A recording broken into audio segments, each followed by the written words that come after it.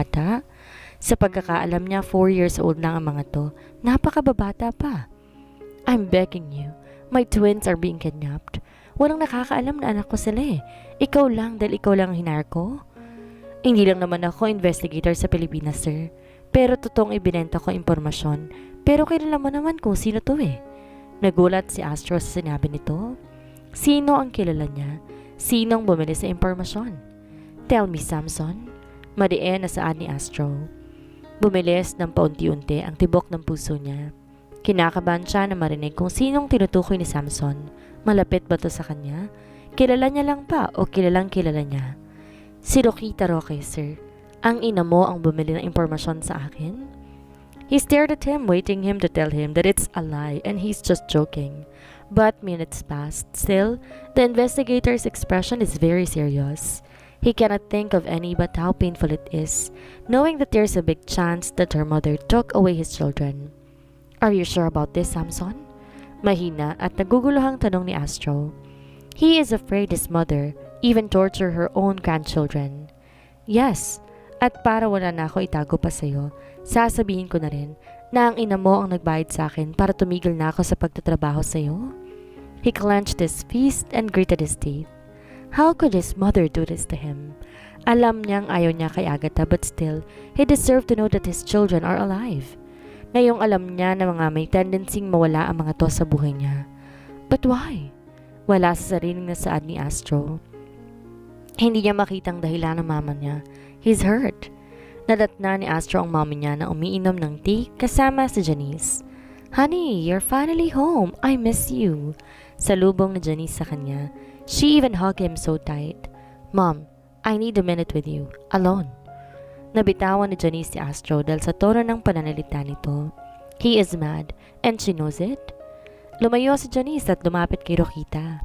It's okay, Janice. Can you leave just for a couple of minutes? My son wants to talk to me. Alanganing umalis si Janice at nagtungo sa kusina. She is afraid na hindi matuloy ang plano nila ng tita Rokita niya. It was all settled down, kahit na hindi magandang isiping pumayag siya, so that she can have Astro all by herself. Napahilot na lamang siya sa sentido, napaupo sa bakanting upuan. Glad you're home. I've heard you've been at Mindanao for several days. Matabang na saad ni Rokita. Astro remained silent and just looked at him with disbelief. He can't really think that his own mom kidnapped his twins. Why are you looking at me like that, Astro? Do you think mapapalagpas ko to? You flew to Mindanao just to see that ungrateful maid we had. Hindi ka pa ba nakaka-move on sa hampas lupang yon? Puno ng panlalait na saan nito. Sisiguraduhin kong malalaman ni Roaldo, that poor ungrateful girl. You deserve more. You deserve someone like Janice. Saan nito and took a sip on her tea. You bought the information from the private investigator Samson. Madiin at malamig na saan ni Astro. Tira nabibiyak na ang pasensya na at gusto na lang malaman saan tinatago nitong mga anak niya. Wala na siyang ibang maisip kung di ito, dahil ito lang ang nakakaalam ng tungkol sa pagkatao ng kambal at siya lang ang may galit sa ina ng mga anak niya. What are you talking about, son? Nahihintakutang tanong ni Rokita. Mukhang naisahan siya ng Samson at kinanta ang pagbili niya. Where did you take my kids? Mom, tell me. Agatha is so worried they're missing for almost 2 days. Ikaw lang makakagawa nun dahil ikaw lang may alam sa kinaroroonan ng kambal. I'm begging you, Mom. Give me back my children. Nanlambot ang ekspresyon ni Rokita. Nagugulo ang lumapit kay Astro. Hinaplos niya ang pisngi nito at saka umiling. I don't know what you're talking about, son. Yes, galit ako sa babaeng gold digger na yon, and I bought the information from Mr. Samson, but I did not kidnap the kids. I swear, wala akong alam. Pinaimbestigahan ko lang kung anak mo talaga ang mga yon, and it turns out yes. Wala akong ginawang makakapagpahamak sa kanila. I still care for them because they have your blood. Kumalma si Astro dahil sa narinig. Then who is the one? Sinong tarantadong dumukot sa anak ko? Tuluyan ang naluha si Astro. He is now scared. Mukhang mas malaking kalaban ang kumuha sa mga to. Ang malaking tanong, sino? Nandito kaya ngayon sa flash report ngayong oras na to, makakausap natin si Mr. Bachelor Astro Roque na kamakailan lamang ay nadawit sa isang issue. Di umano meron na siyang 2 anak. Sa puntong to, sasagutin na ng ating Mr. Bachelor ang mga issue na lumalaganap. Napapikit ako. Naluluhang nakatingin sa screen ng TV. Pangatlong araw na ngayon nawawala ang mga bata. Hanggang ngayon hindi pa rin sila nahahanap. Si Astro na umalis kahapon hindi pa nakauwi. Wala rin akong balita kung ano na ang ganap doon. Wala akong cellphone na maaaring niyang kontakin. Pwede naman na ako ang kumontak sa kanya pero nag-aalala ako na baka busy siya. Baka busy sila sa paghanap sa mga bata o baka busy siya sa business niya dahil ilang araw niya na rin hindi naaasikaso ang mga malls niya. Good morning, Mr. Roque, and welcome to the Flash Report. Ang report kung saan pabigla-bigla at nakakagulat. Anyway, gusto ko lang po magpasalamat dahil pinanlakan ninyong aming imbitasyon. Nandun pala siya sa Maynila, na-guest sa isang morning segment sa isang channel na Flash Report. You're welcome, miss. So, totoo po ba ang kumakalat na news na ikaw daw po ay may anak na nakambal? Yes, but it doesn't mean I hide your identity publicly. I mean, I am not aware that I impregnate my girlfriend at the age of 23. Napasingha pa mga tao, lalo na nag-i-interview kay Astro. Kasi hindi naman talaga nila alam that time na may girlfriend si Astro at ako yon. Things get complicated between the two of us until such time that my family forced me to live abroad and live my life here in the Philippines. We never closed the relationship between us, but I left her hanging and unable to know that I've been out of the country. Since then, she lives peacefully at a certain area in Mindanao. Nung mga nakalipas na taon, I tried to search for her, but I can't find her until I saw her name on my employees list. At doon nahanap ko siya at nalaman ang tungkol sa mga anak namin. Honestly, I didn't know about them. Nalaman ko lang 2 days ago and it hurts so much to know that my kids are being kidnapped by some unknown kidnappers. Hanggang ngayon, hindi sila tumatawag o nanghihingi man lang ng ransom. Naiiyak ako dahil sa pagkukwento ni Astro. Teary-eyed na rin to, pero pinipilit wag maluha. I wanted to know where they are. I want to search them and give them my tight hug. I never seen them, at gusto ko silang makita ng buhay. In the meantime, hindi ko muna sila ipapakita. We are continuously searching for them. That's a very tragic story, Mr. Bachelor no more. Nalulungkot na pahayag na interviewer/host ng Flash Report. Now, what can you tell to your kids? For my twins, I know that daddy is too late.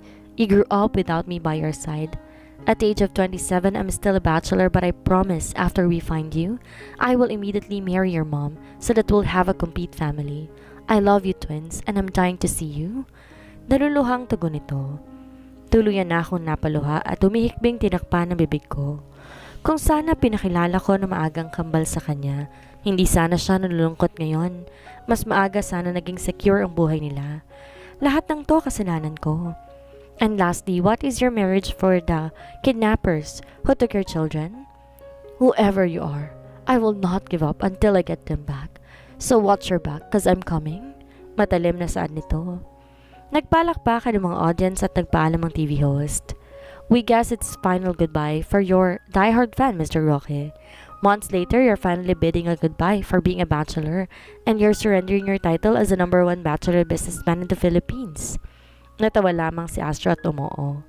Pinatay ko ng TV at muling umiyak ng umiyak. Lahat ay bumabalik sa akin. Lahat ay dahil sa akin. Kasalanan ko. Kasalanan ko kung bakit nagkaganito. I miss you, kambal. Kung sana hindi maging matatakotin at napatawad lang sana ng mamay ang daddy ninyo, sana hindi ito nangyayari. 1 buwan nang nagdaan, pero hanggang ngayon, nangungulila pa rin ako sa mga anak ko. Hindi ko lubos maisip kung bakit ang haba-haba na ng panahon na nasayang. Anak, hinaplos ng mamang pisngi ko, hinagod ang likuran ko. 1 buwan nang wala ang mga anak ko. Si Astro busy sa Luzon dahil maraming problema ang kinakaharap niya sa branch doon, habang busy din siya sa pag-follow up sa investigasyon at paghahanap sa kambal. Mama, namimiss ko na po ang mga anak ko. 1 buwan ko na silang di nakakasama. Kamusta na kaya sila? Umiiyak pa sila kagaya ko? Hinahanap pa nila ako kagaya ko? Mama, ibalik mo na mga babies ko. Walang sinabi si Mama, kundi hinagod lang ang likod ko habang niyakap ako na mahigpit. 3 linggo na si Mama dito. Hindi nakapunta si Azzy dito dahil hindi niya po pwedeng iwan ang trabaho niya. Noong nakaraang week nandito si Astro at nagkaayos na rin sila ni Mama. Nagsorry siya at nangakong itatamang lahat. Mama, Miss na miss ko na ang anak ko. Sa nakalipas na buwan, puro na lang pag-iyak ang ginagawa ko. Nagiging iyakin na ako. Maya-maya pa, napahawak ako na mahigpit sa likod ni Mama. Feeling ko matutumba ako at nagdidilim na rin ang paningin ko. Napahawak ako sa ulo ko at napatigil sa pag-iyak. Agatha, anak, bakit bumibigat ka? Okay ka lang ba? Nakadepende na lang kay Mama ang lakas ko. Nakasandal ako sa kanya dahil parang ang bigat-bigat na ng pakiramdam ko. Mama, nahihilo ko. Narinig ko ang paulit-ulit niyang pagtawag sa akin ni Mama, pero tuluyan na ako nawalan ng lakas at ang huling nakita ko na lamang ay ang madilim na paligid. I have a good news for all of you. Nakangiting saan na isang doktor nag-check kay Agatha. Kasama ni Agatha sa kwarto ang mama niya, tiya niya at si Laurie. Wala pa ring malay ang dalaga at 4 na oras na simula dalhin siya sa ospital. Pero uunahin ko muna ang bad news. Na-dehydrate ang pasensya. Iyak ba to ng iyak at hindi uminom ng tubig? Walang sumagot sa tanong ng doktor at ang lahat nakatungo lang habang nakikinig. Malungkot lahat dahil tila nawawalan na ng sigla ang buhay ni Agatha. Kung oo ang sagot nyo, dalalata namang mugto ang mata ng pasyente. Nakakasama po ito sa good news na dala ko. Masayang saad ng doktor. Napatingala si Laurie at naglakas loob na magtanong. Ano po ba ang good news, Doc? 2 weeks pregnant po ang pasyente. Congrats, family! Napa-o ang bibig ni Laurie at dalidaling bigay kay Melanie ang papel. Tita, buntis po si Agatha. Magkakababy na sila ulit. Dapat malaman to ni Astro. Masayang sambit ni Amelia habang hinahaplos ang buhok na natutulog na anak. Huwag ka mag-alala, anak. May magpapalakas na ng loob ninyo ni Astro. Naniniwala akong buhay pa ang kambal at mahahanap natin sila. Bulong ni Amelia sa natutulog niyang anak. Unti-unti kong minulat ang aking mga mata. Tahimik ang paligid. Halos puti ang nakikita ko sa paligid. Day, gising ka na. Teka, tatawagan ko si Tita Melanie. Hyper na saan nila. Pagtingin ko sa orasan, 6:00 na pala ng gabi. Agad-agad na binalita ni Laurie kay Tia ang pagkagising ko. Tita, gising na po si Agatha? Po? Sige po, maghihintay po kami. Matapos itong kausapin si Tia, agad itong lumapit sa akin. Mapait akong tumingin sa kanya. Ano, Tay? May masakit ba? Gusto mo ba ng tubig? Sunod-sunod na tanong nito. Pero wala akong gustong sagutin sa mga tanong niya. Ang gusto ko, sagutin nito ang mga tanong ko. Nakita na ba ang mga anak ko, Laurie? Matapos ang ilang minutong pagtahimik at pagtitig sa kanya, nakapagsalita na rin ako. Umiling ito, malungkot na hinawakan ng kamay ko. Hindi pa, Day, pero ginagawa naman ni Sir Astro ang lahat. Nag-file nga ako ng leave para mabantayan ka dito eh. Payag na payag si Sir. Napapikit ako dahil mukhang tutulo na ang mga luha ko. Bakit ganon? Ilang buwan, araw at oras ko nang di nakikita o nakakausap ang mga anak ko. Malaman ko lang na buhay sila at nasa maayos na kalagayan, okay na sa akin. Basta ba makausap ko lang sila? Nasaan si Astro? Pagmulat ko ng mga mata, sabay ng pagtulo ng luha ko. Di ko may tago ang lungkot at kaba dahil hanggang ngayon, di pa rin nila nahahanap ang mga anak ko. Nasa Manila pa rin. Alam na niya ang nangyari sa iyo at sobra siya nag-aalala. Tatapusin niya lang daw muna ang problema sa branch niya sa Luzon at babalik siya dito baka bukas o sa susunod, Tay. Mapait akong napangiti. Hinang-hina na ako at gusto ko makasama si Astro. Gusto ko na may pakugutan ako ng lakas, pero paano? Busy siya sa trabaho niya at siya ang kailangan ng trabaho niyon. Huwag ka nang mag-alala, Day. Alam mo ba may good news ako sa'yo? Napatingin ako sa kanya. Dahil sa sinabi nito, sobrang lapad ng ngiti niya at di ko mawari ano ang good news niya. Kung sana ang good news niya nakauwi ng kambal, tiyak na masisiyahan ako. Ano naman yan? Bored kong tanong. Pumikit ulit ako. Sinubukang alalahanin ang nakangiting mukha ni Ingrid at Jordan. Magkakakapatid ng kambal, Day. Buntis ka. Sabay hawak ito sa tiyan ko. Napamulat ako at nanlaki ang mga mata. Napatingin kay Laurie. Seryoso ba siya? Buntis ako? Oo, Day. Buntis ka ulit. Nakangiti nitong tugon. Alam na ba to ni Astro? Gulat na gulat kong tanong. Umiling si Laurie kaya napaupo ako. Mula sa pagkakahiga, bumangon ako. Pahiram ng cellphone, Laurie. Tatawagan ko si Astro. Masaya kong saad. Hindi ba mabuting personal mong sabihin sa kanya? Baka sa susunod na araw umuwi na siya. Tama si Laurie. Mas mabuting personal kong sasabihin sa kanya. Maya-maya pa dumating si Mama at Tia na may dalang mga pagkain. Binili na nila akong huwag magpa-dehydrate dahil makakasama sa bata. Masaya ako dahil sa pagdating ng bago naming baby. Excited na nga akong sabihin kay Astro. Minsan naiisip ko tawagan na lamang siya at sabihin ka agad. Pero naisip ko rin worth the wait ang pagbabalita ko sa kanya kapag nakauwi na siya. Anak, your dad saw your interview in the flash report. He's mad. Napailing lamang si Astro, di sinagot ang saad ng mommy niya. Poproblemahin pa ba niya ang daddy niya? Isang buwan nang wawala ang mga anak niya? Kung kailan naman kasi malalaman niya ang tungkol sa mga ito, doon pa sila dinukot. Full force ang paghahanap sa kanila, pero hanggang ngayon hindi pa rin niya mahanap. Gusto niya sana nang makuha na niya ang mga ito bago umuwi na Mindanao para masurpresa ang mahal niyang si Agatha, pero makakauwi na agad siya sa susunod na araw. Nalaman niya kasi sinugod sa ospital ang dalaga dahil nag-collapse. Umalis si Astro sa kusina at iniwan ng ina. He sat on the floor sa sala at tinitigan ang cellphone niya, hoping there's someone who will call his damn phone. Maya-maya pa nag-off ang cellphone niya at biglang nabuhay ulit. An unregistered number appeared on his phone. Mabilis pa sa 4:00 sinagot niya ito. There is a silence after he answered it. Sobrang lakas ng kalabog ng puso niya. Sila na ba to? Ang kidnappers na kumuha sa kambal? Hello, Mr. Roque. He felt a strong anger when he heard a man's voice. Hindi lamang yun, a familiar voice. Is this Mr. Anderson? Tanong niya. Bakit ba hindi na lang lubayan ni Mr. Anderson ang mall niya at mismong siya? Hindi siya interesado sa anak nitong mukhang spoiled brat. You're right, such an intelligent man. I'm going to hang up it, old man. Busy ako. Oops, not too soon, Mr. Roque. I want you to hear this. Natigilan si Castro at na curious sa ibig nitong sabihin. He waited a minute until he heard tiny little voices and the evil man's voice. Ako po si Ingrid Camila Bueno. Ako po 4 years old. Nag-aaral po ako sa Jordan San ngayon? Ani ng isang maliit na boses babae. Tila nadurog ang puso ni Astro. Buhay pa ang anak nila. Buhay si Ingrid at Jordan. Ikaw naman. Gusto ko po ang mamay ko. Ingrid, sabihin mo uwi na tayo. Jordan, di ko alam kung asan ang pauwi. Hintayin na lang natin si mamay. Ingrid, dahil mabait ka, ito ang chocolates mo. I-share mo na lang sa mailap mong kapatid, okay? Okay po.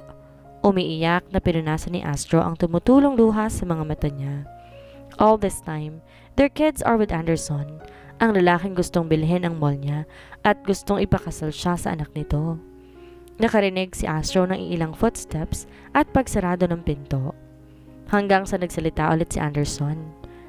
Naririnig ko sa television, hindi mo pala nakikilala mga anak mo. Kaya ayokong hindi ako runaway agad para mamiss mo silang lalo. Kasunod nito ay ang pagtawa nito. Astro clenched his fist. Bakit mo nalaman ang tungkol sa kanila, Anderson? Siyempre, nagpa-imbestiga ako at nalaman ng private investigator ko ang tungkol sa babaeng janitor na lagi mong sinusundan. Ayon, nalaman niyang may mga anak ang janitor na yon. I also found out that they are your children. Hayop ka, Anderson. Give me back my children. Shh! Oo naman, Roque. Ano namang gagawin ko sa mga batang yon? I just want to let you feel how a father loves his child. Ngayon ay intindihan mo ba kung gaano ko kamahal ang anak ko? Ano bang gusto mo? Please give me back my kids? Simple lang. Ibenta mo sa akin ang mall mo at pakakasalan mo ang anak ko. Natigilan si Astro sa kondisyon nito. Kung pagbebenta lang ng mall, kaya niya. Pero ang pakasalan ng anak niya, hindi niya kaya. Mahal na mahal niya si Agatha at siya lang ang gusto nitong pakasalan. Ano, Astro? Deal na ba? Napapikit si Astro at napabuntong hininga. Tatawagan kita kapag nakauwi na ako sa Mindanao.